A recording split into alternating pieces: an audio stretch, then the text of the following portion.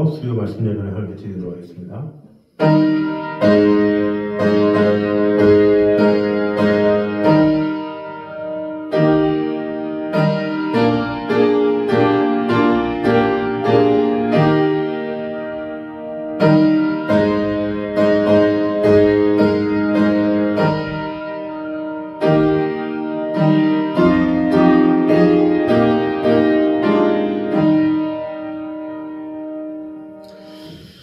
오직 사랑 안에서 참된 것을 하여 범사에 그에게까지 자랄지라. 그는 어린이 곧 그리스도라. 그에게서 온몸이 각 마디를 통하여 도움을 받음으로 연결되고 결합되어 각 지체의 분량대로 역사하여 그 몸을 자라게 하며 사랑 안에서 스스로 세우느니라. 아버지 하나님, 우리에게 귀한 말씀과 그 은혜로 말미암아 우리를 양육해 해주시고 은혜 주시는 주님 하나를 찬양합니다. 주님만을 찬양하며 예배하며 오늘도 예배 가운데 하나님의 임재와 사랑 안에 거하는 귀한 시간 되게 하여 주시옵소서. 예수님의 이름으로 기도드립니다. 아멘. 우리 찬송가 200장 찬양하겠습니다.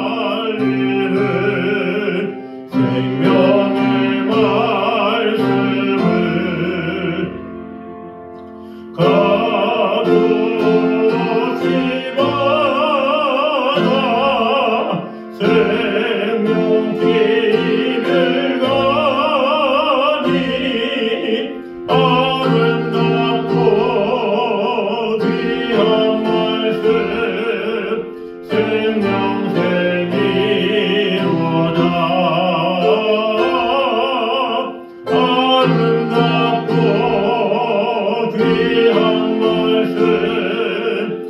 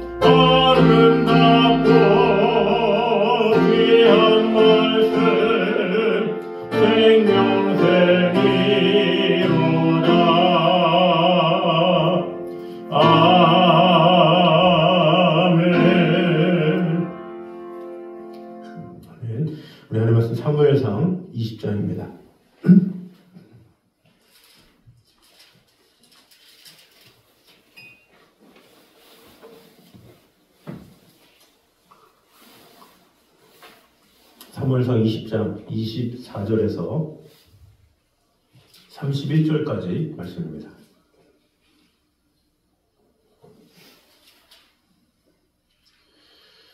사무엘상 20장 24절에서 31절까지 말씀입니다.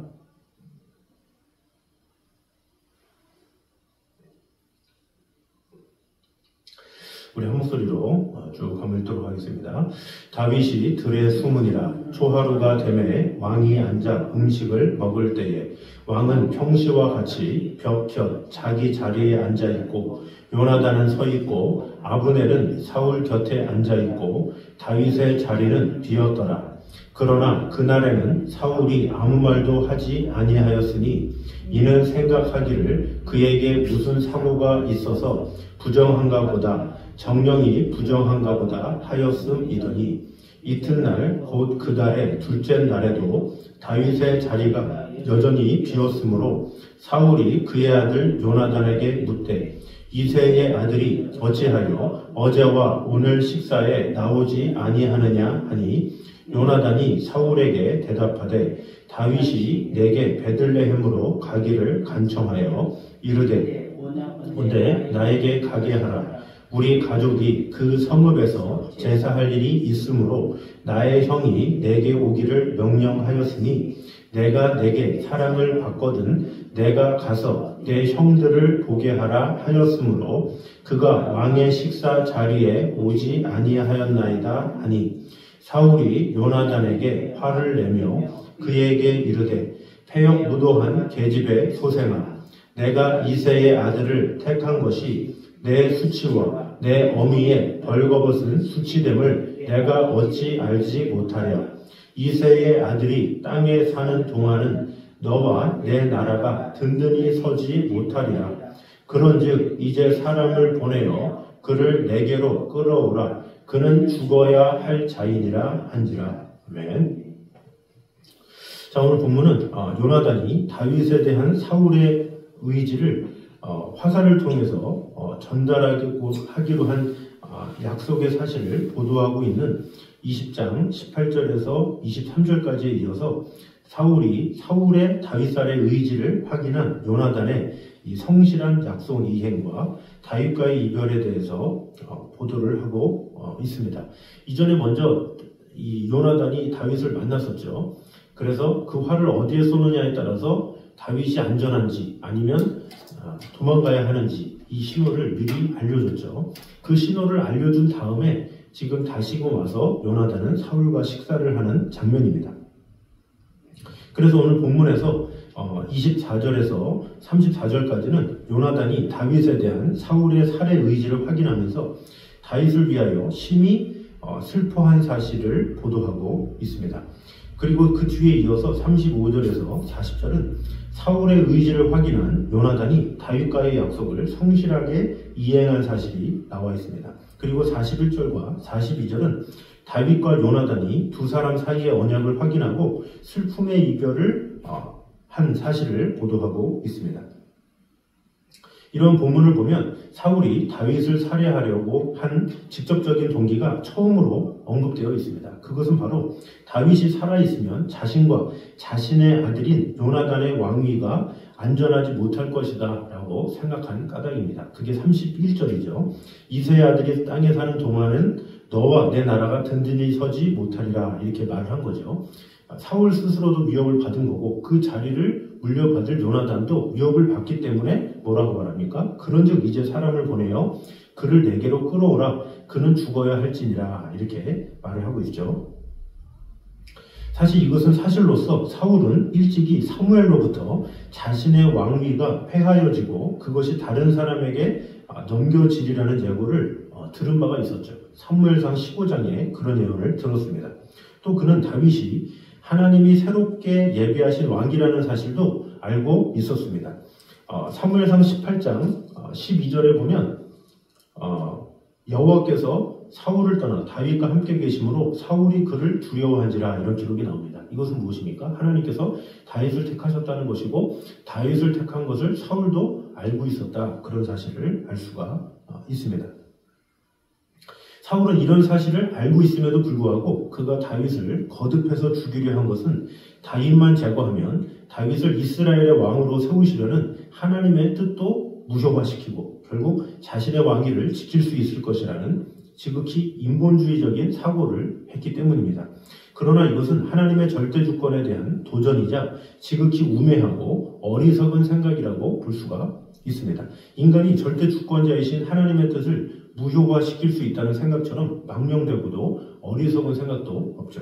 그럼 오늘 본문들을 통해서 주시는 은혜를 보도록 하겠습니다. 먼저 성도는 사람이 처한 상황만을 가지고 그 인생을 평가해서는 안 됨을 말씀하고 있습니다.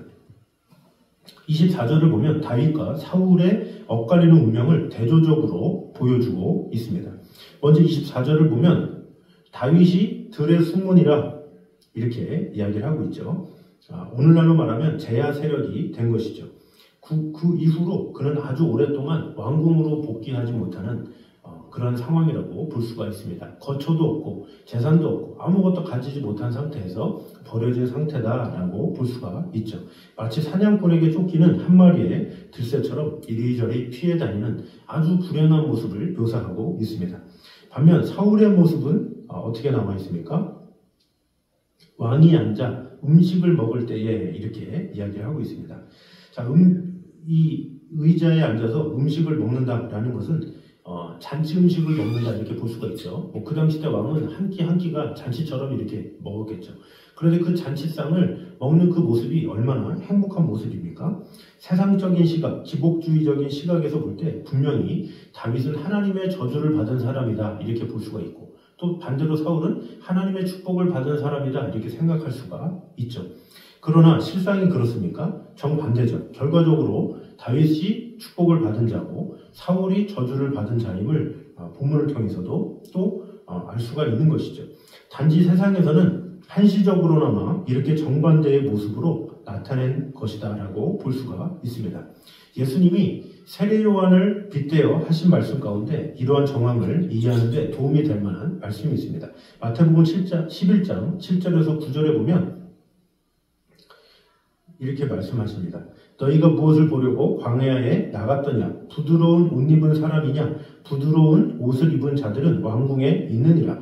그러면 너희가 어찌하여 나갔더냐? 선지자를 보려더냐? 옳다. 내가 너희에게 이르노니 선지자보다 나은 자니라. 이렇게 말씀하고 있는데 이 선지자보다 나은 자는 바로 세례 요한을 말하고 왕궁에서 좋은 옷을 입은 사람은 그 당시 때의 헤롯 안디바를 말하는 것이죠. 결국 이 헤롯 안디바와 세례 요한을 빗대어 말하고 있는 것이죠. 오히려 하나님의 사람, 또 하나님께서 보내신 자 이런 사람들은 오히려 광야에 있고 하나님의 뜻을 거절하는 자, 그들은 오히려 부드러운 옷을 입고 왕궁에 있다 이렇게 말씀하신 것이죠. 이 말씀 무엇입니까? 비록 지금 사는 형편은 어렵고 행색은 초라하겠지만 실로 그가 위대한 인물이다. 세례 요한이야말로 진정한 인물이다. 너희는 자꾸 왕을 찾고 화려한 것을 찾고 번쩍이는 것을 찾지만 그렇지 않다. 진정한 인물은 오히려 광야에서 있는 저런 세례 요한과 같은 자다. 이렇게 말을 하고 있죠. 이렇게 현재 그 사람의 행색이나 형편이 반드시 그의 참모습을 대변하는 것은 아니다라는 것이죠. 행색은 초라하지만 존경하지 않으면 안 될 만큼 위대한 인물이 있는 반면에 겉모습은 그럴듯한데 전혀 존경스럽지 못한 인물도 있다는 것을 우리는 알아야 합니다. 그러므로 우리는 실수하지 않기 위해서는 사람의 겉모양만 가지고 평가해서는 안 된다는 것입니다. 사람의 중심을 가지고 판단할 수 있어야 되겠죠. 그러나 우리 인간은 너무나도 육신의 눈에만 혈안이 되어서 그 육신의 모습만 가지고도 판단하는 경우가 상당히 많이 있죠. 어떤 차를 타느냐, 어떤 옷을 입었느냐, 어떤 생활을 하느냐, 지금 당장의 모습만 가지고 그대로를 평가하고 그대로를 가지고 어떤 사람에 대해서는 쩔쩔매고 또 어떤 사람에게는 의시되고 이런 모습들이 우리에게 있다는 거죠. 우리가 이런 상황 가운데 우리는 하나님의 중심을 가지고 하나님의 마음을 가지고 살아가야 될 필요가 있다는 거죠. 하나님의 눈을 가지고 어떤 사람을 바라볼 때도 지금 당장 있는 형편이나 행색이나 그 모습을 가지고 판단하는 것이 아니라 그 안에 무슨 마음이 있고 어떤 삶을 살고 어떤 보이지 않는 것들을 그 내면에 있는 것들을 사랑해야 진정으로 사랑하는 것이고 그것으로 어떤 사람이든 돌보고 애쓰는 그런 마음이 있어야 된다라는 것입니다. 그러므로 겉만 번지르르한 성도가 아니라 내면이 가득하고 중심이 아름다운 성도가 될 때 하나님께서 우리를 사용하신다는 것을 꼭 기억함으로 말미암아 요한복음 7장 24절에 외모로 판단하지 말고 공의의 판단으로 판단하라 이렇게 말씀하고 있죠. 야고보서 2장 9절에도 만일 너희가 외모로 사람을 취하면 죄를 짓는 것이니 율법이 너희를 범죄자로 정하리라 이렇게 말씀하고 있습니다. 그러므로 겉으로 보이는 외모와 환경이나 이런 것에 상대에 대해서 평가하거나 또 내 스스로도 지금 당장의 모습 가지고 판단하는 것이 아니라 내 중심 가운데 있는 또 하나님의 마음과 뜻을 따라서 상대를 바라보는지 나를 평가하든지 오직 중심을 보시는 하나님의 시야로 바라보는 지혜로운 성도들 되시기를 주님 이름으로 축원합니다. 두 번째는 부모의 말을 무작정 따른다고 다 진정한 효는 아님을 말씀하고 있습니다. 우리 30절을 보면 왕의 식사 자리에 참석하지 않은 다윗을 변호하는 요나단의 말을 듣고 나서 사울은 이렇게 말합니다. 그에게 이르되 폐역무도한 계집의 소생아 내가 이새의 아들을 택한 것이 내 수치와 내 어미의 벌거벗은 수치됨을 내가 어찌 알지 못하랴 이렇게 극심하게 분노한 사실이 나와 있습니다. 이렇게 사울이 자식인 요나단에게 차마 입에 담지 못할 욕설을 퍼부는 이유가 무엇이겠습니까? 바로 내가 이새의 아들을 택한 것 곧 요나단이 다윗의 편에 섰기 때문에 그렇습니다. 사울은 아들인 요나단이 부모인 자기의 명을 따르기보다 자기의 원수와 같은 다윗의 편에 서는 것에 대해서 심히 못마땅했다라는 거죠. 아무리 요나단이 겉으로 보기에 그럴듯하게 변명을 했다고 할지라도 그 요나단의 모습, 태도를 보면 다윗을 감싸고 있구나 이것을 분명히 알 수가 있겠죠. 그것 때문에 사울이 분노를 했다라는 거죠. 자, 그렇다면 과연 요나단은 사울의 말처럼 폐역 무도한 그런 자식이냐라는 거죠. 친구에게는 우정을 지켰지만 부모에게는 효를 다하지 못한 그런 사람으로 봐야 되겠습니까? 그렇지 않습니다.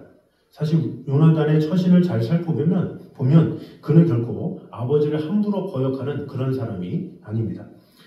사무엘상 14장에 보면 배고픔을 이기지 못해서 요나단이 꿀을 찍어 먹는 장면이 나옵니다. 근데 그 꿀을 찍어 먹는 그 장면 전에 사울은 이렇게 이야기를 하고 있죠. 백성들한테 지금 전쟁이니까 저 블레셋을 멸하기 전까지는 절대 아무것도 입에 대지 말라 이렇게 명령을 하죠. 그러나 요나단이 그 명령을 듣지 못합니다. 그 명령을 듣지 못한 채 병기든 자와 같이 꿀을 먹고 나서 눈이 밝아지니까 아버지가 이 한 것에 대해서 또한 그런 것에 대해서 당연히 이해를 못하겠죠. 그러니까 그 당시 때는 그 아버지 말을 듣지 못했기 때문에 그 전쟁에서 큰 떨림을 가지고 오고 거의 승기를 가지고 오는 그런 결과를 가지고 옵니다. 그러나 시간이 지나고 나서 결국에는 이 블레셋에게 어려움을 당하는 장면들이 나오죠. 그런데 그 상황에서 사울이 알게 됩니다. 결국에는 자신의 아들이 꿀을 먹어서 안 좋은 상황이 됐다는 것을 알게 되죠. 그래서 사울은 자신이 격분한 나머지 자신의 어떤 리더십이나 자신의 신분에 대한 위협감을 느끼는지 몰라도 내 아들이라 할지라도 반드시 죽어야 된다 이렇게 말을 하고 있죠. 자, 그러면 보통의 아들 같은 경우는 무슨 말입니까 아버지 막 하면서 여러 가지 말을 하겠지만 요나단은 아무 대답도 없이 그저 순종하겠습니다 하고 아버지 말에 따랐죠. 물론 백성들이 말려서 요나단이 살게 됐지만 사실 그 말에 순종한다는 것이 쉽지 않죠. 그러나 그럼에도 불구하고 순종했다는 것은 아버지의 말을 잘 순종했던 사람이다 볼 수가 있습니다. 그리고 나중에 사무엘상 마지막 장에 보면 이 사울이 죽는 장면이 나오죠. 이 사울이 죽을 때도 같이 함께 전사합니다. 왜 그렇습니까? 아버지를 사랑했기 때문에 아버지와 함께 전사한 장면이 최후까지 함께할 정도로 아버지에 대한 깊은 사랑의 마음을 가진 자가 요나단이었다라는 것을 알 수가 있습니다. 여기서 요나단이 다윗의 편에 선 것도 사실은 아버지 사울이 무죄한 피를 흘리는 것을 막고자 하였기 때문이죠. 어떻게 보면 아버지에게도 올바른 선택을 할 수 있도록 도와준 것이지 아버지한테 무조건적으로 반항을 하거나 그런 것은 아니죠.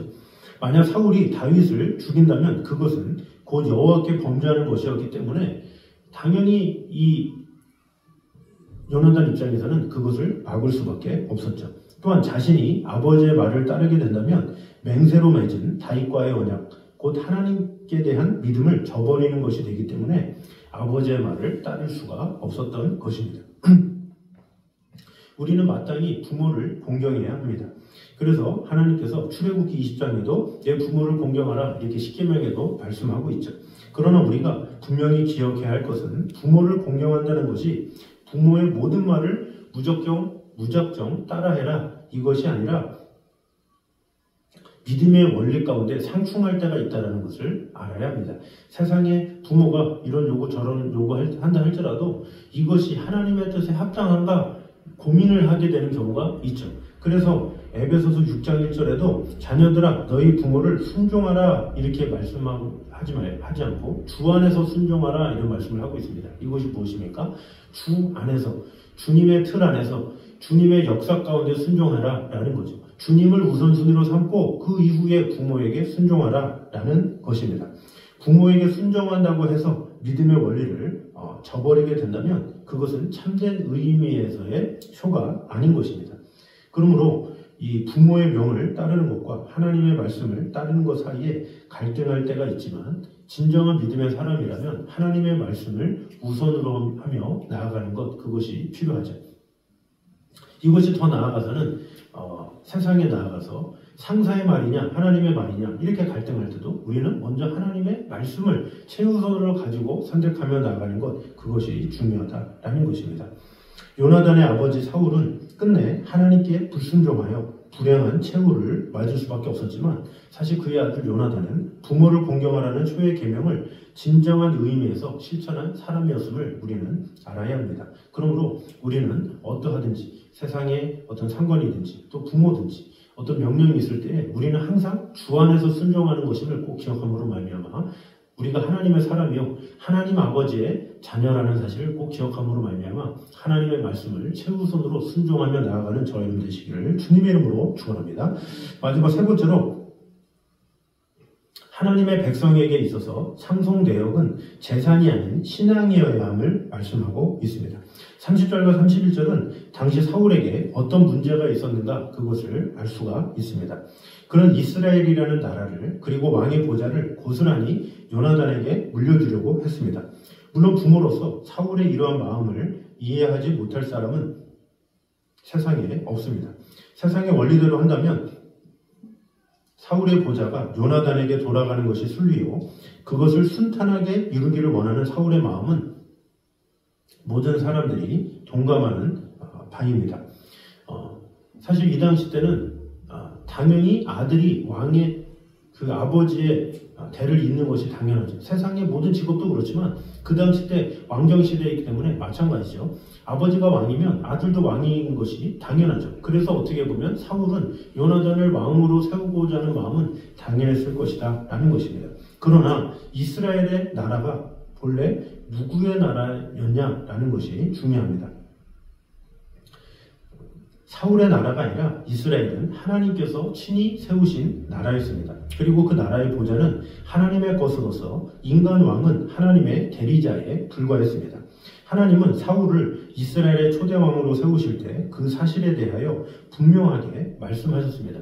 그러므로 다음 부자가 누구에게로 돌아가야 하겠습니까? 현직 왕의 아들이라고 해서 요나단에게 돌아가는 것이 아니라 하나님께서 원하시는 왕에게 돌아가야 한다라는 것입니다.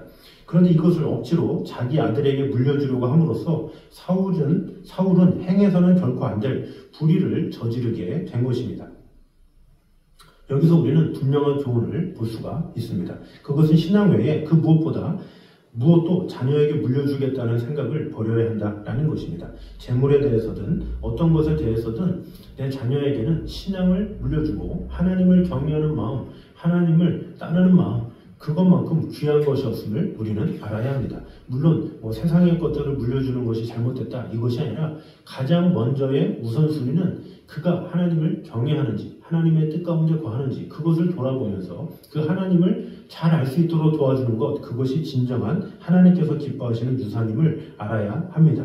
어떻게 보면 그럴 때 하나님께서 그 자녀를 책임져 주시고 은혜 주시는 것을 알아야 합니다. 우리는 인간적인 생각으로 내 자녀가 어느 정도 어떻게 되면 어떻게 할 수 있겠지 생각을 하지만, 그러나 우리의 생각일 뿐이지 하나님의 계획과 하나님의 마음은 다르다는 것을 우리는 알아야 합니다. 그래서 우리는 어떤 자녀를 바라볼 때든지 후손을 바라볼 때에도 내가 무엇을 주겠는가 할 때 가장 첫 번째로 신앙의 이런 뜨거움, 주님을 향한 열정, 주님에 대한 사랑, 이것을 물려줄 때 오히려 그 자손들이 하나님을 만나고 하나님을 경험하고 그 모든 삶 가운데 하나님께 온전히 드리는 것을 볼 수가 있습니다. 그러므로 우리는 어떠한 상황에서도 오직 우리에게 주신 하나님을 향한 그 열정, 그것을 온전히 나눠주게 됨으로 말미암아 구약 시대에도 이 믿음의 조상들이 어떻게 했습니까? 아브라함이 이삭에게 어떤 재산을 주겠다 이런 것에 대한 내용보다는 이삭에게 신앙을 물려주고, 또 이삭은 야곱에게, 또 야곱은 그 자손들에게 계속해서 이스라엘 백성들에게 계속해서 준 것을 보게 되죠. 그리고 출애굽을 한 다음에 여호수아도 어떻게 됩니까? 이 백성들에게 나는 여호와를 섬기겠다 이렇게 하면서 단호하게 이야기를 하면서 하나님 품으로 간 것이 나오죠. 그러므로 진정한 믿음, 진정한 믿음의 사람은 나 혼자 잘 믿고 끝나는 것이 아니라 내 사랑하는 후손에게 겉으로 보이는 재산이나 화려함이 아니라 보이진 않지만 하나님을 경외하는 그 마음, 그것을 꼭 기억함으로 말미암아 우리가 늘 기도할 때 주님 내 사랑하는 자녀에게 그 무엇보다 신앙을 물려줌으로 하나님의 뜻에 거하는 자가 되도록 마음을 다하기 원합니다. 이렇게 결단할 때 하나님께서 우리를 통해서 더욱더 믿음의 자손들로 세워주시고 보내주셔서 더욱더 놀라운 하나님의 축복을 이루실 주님의 영광을 바라보기에 힘쓰는 저 여러분 되시기를 주님의 이름으로 축원합니다. 기도하겠습니다. 하나님 감사합니다. 우리와 늘 언제나 함께 하시는 주님, 우리 성도는 사람이 처한 상황만을 가지고 그 인생을 평가해서는 안 됨을 오늘 보게 되었습니다. 우리 사람은 겉으로 보이는 모습만 보고 판단할 때가 너무나도 많이 있습니다. 또한 내 스스로 볼 때도 나 자신의 겉모습, 지금 있는 상황 가지고 모든 것을 평가할 때가 많이 있습니다. 그러나 이런 사람들의 시야를 다 벗어버리게 하시고 오직 우리의 중심을 보시는 하나님의 시야를 가지고 나아가는 그런 성도들 되게 하여 주시옵소서. 겉으로 보이는 화려함이 아니라 내면이 가득 차고 중심이 아름다운 성도가 먼저 되기 원하며, 또 상대를 볼 때에도 그의 중심을 볼 수 있는 그런 마음을 허락하여 주시옵소서. 또한 부모의 말을, 또 상관의 말을 무조건 따른다고 다 진정한 의의가 아님을 오늘 보게 되었습니다. 우리가 세상을 살아가는 동안 또 여러 가지 일들 가운데 꼭 부모의 말을 들어야 하고 상사의 말을 들어야 할 때도 있겠지만, 그러나 그 말이 하나님의 말과 상충될 때에는 먼저 하나님의 뜻을 믿고 나아가며 주 안에서 순종하는 그런 자들이 되게 하여 주시옵소서. 우리는 하나님의 자녀라는 사실을 꼭 잊지 말고 오직 아버지 하나님께서 말씀하신 그것에 최우선을 두며 아버지 하나님의 은혜 가운데 거하는 성도 될 수 있도록 주님 함께하여 주시옵소서. 또한 하나님의 백성에게 있어서 진정한 상속 내역은 재산이 아닌 신앙이어야 함을 오늘 보게 되었습니다. 내 사랑하는 자녀들에게 그 무엇보다 신앙을 물려줄 수 있는 그런 자들이 되어서 내 스스로 하나님을 온전히 믿고 끝나는 것이 아니라 내 후손들도 그 무엇보다 하나님을 경외하는 법을 알고 하나님께 모든 것을 맡길 수 있는 그런 신앙을 잘 전달을 시켜줌으로 말미암아 놀라운 하나님의 나라 가운데, 하나님의 뜻 가운데 온전히 주님만을 바라보며 아버지 하나님의 사랑 안에 거하는 성도들 될 수 있도록 주님 함께하여 주시옵소서. 예수님 이름으로 기도드립니다. 아멘. 우리 찬송가 251장 찬양하겠습니다.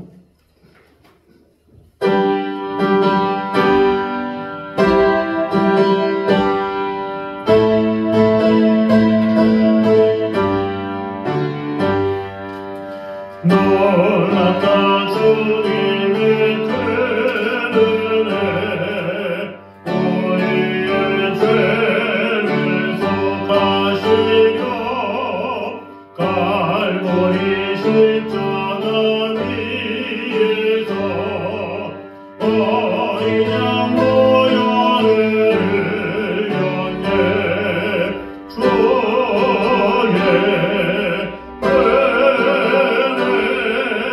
Oh,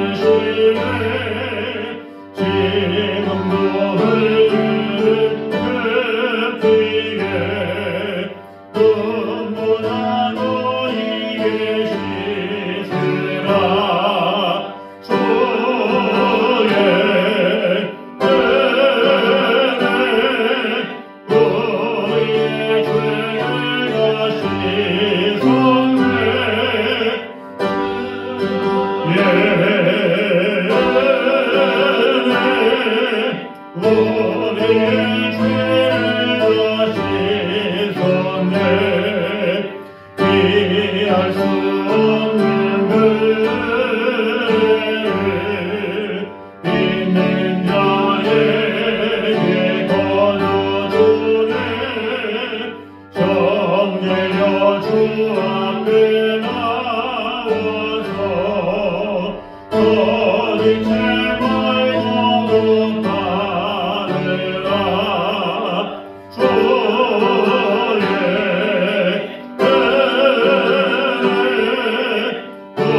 우리의 죄를 다시 정죄.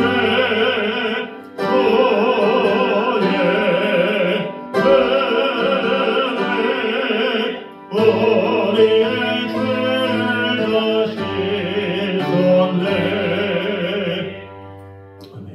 이제는 우리 예수 그리스도의 은혜와 아버지 하나님의 무한하신 사랑과 성령님의 교통하심이 늘 우리와 함께 계시는 하나님만을 경외하며 중심을 보시는 하나님의 마음을 가지고 이 세상의 모든 영혼을 향해 중심 가운데 역사하시는 하나님의 뜻 가운데 거하기 원하는 이 자리에 있는 모든 성도들 위해 이부터 영까지 함께 있기를 간절히 축원하옵나이다. 아멘.